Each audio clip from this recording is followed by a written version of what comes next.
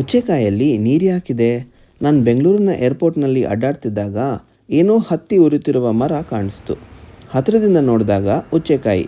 ಹಳೆಯ ಆಟದ ನೆನಪಿನಲ್ಲಿ ನನಗೊಂದು ಹುಳ ತಲೆಗೆ ಬಿತ್ತು. ಈ ಕಾಯಲ್ಲಿ ನೀರು ಯಾಕಿದೆ?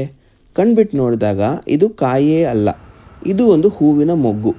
ಹೂವಿಗೆ ಮಕರಂದ ಇರೋದು ಸಹಜ, ಆದರೆ ಮೊಗ್ಗಿಗೆ ಯಾಕೆ?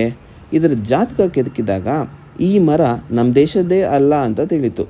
ಇದು ಆಫ್ರಿಕಾದ ಮಧ್ಯದಿಂದ ವಲಸೆ ಬಂದ ಮರ. ಅಲ್ಲಿ ಒಂದು ಮಿಸ್ತ್ರಿ ಜೇನಿದೆ, ಸ್ಟಿಂಗ್ಲೆಸ್ ಬಿ.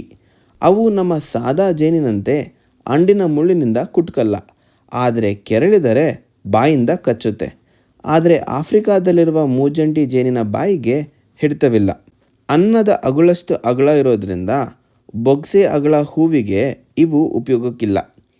ಇವು ಸಿಹಿ ನೀರು ಕದ್ದು ಕುಡಿಯೋದು ಸಾಮಾನ್ಯ, ನೆಕ್ಟರ್ ಥೀವಿಂಗ್. ಆದರೆ ಈ ಕಪಿ ಕೋಪಿಸ್ಟ ಮೊಗ್ಗಿನ ಬಾಯಿಂದಲೇ ಕನ್ನ ಹಾಕಿ ಸುಲಿಗೆ ಮಾಡುತ್ತೆ, ಫ್ಲೋರಲ್ ಲಾರ್ಸನಿ.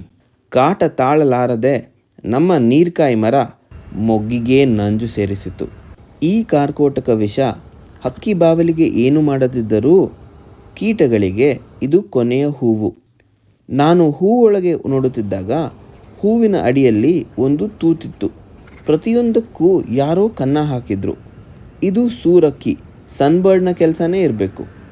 ಈ ನಮ್ಮ ಹಕ್ಕಿ ಹೆಬ್ಬಾಗಿಲಿನಿಂದ ಕುಡಿದು ಹೂದುಂಬಿ ಮಾಡುವ ಬದಲು ತನ್ನ ಚೂಪಾದ ಕೊಕ್ಕಿನಿಂದ ಬುಡವನ್ನು ಚುಚ್ಚಿ ನೀರು ಕುಡಿದು ಹೋಗುತ್ತೆ.